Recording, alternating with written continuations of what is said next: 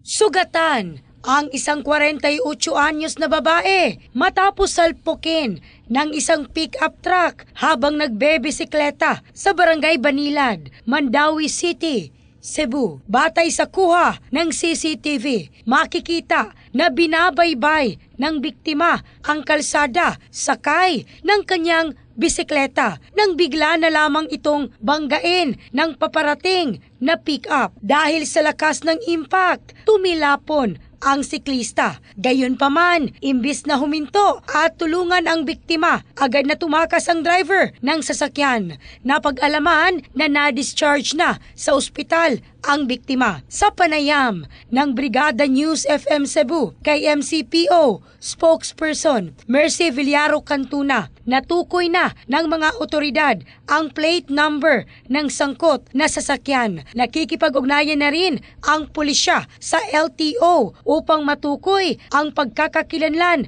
ng driver. Maaaring maharap sa kasong reckless imprudence resulting in physical injury and damage to property ang suspect. In the heart of changing lives, ako si Michelle Craste ng Brigada News Philippines, the Music and News Authority.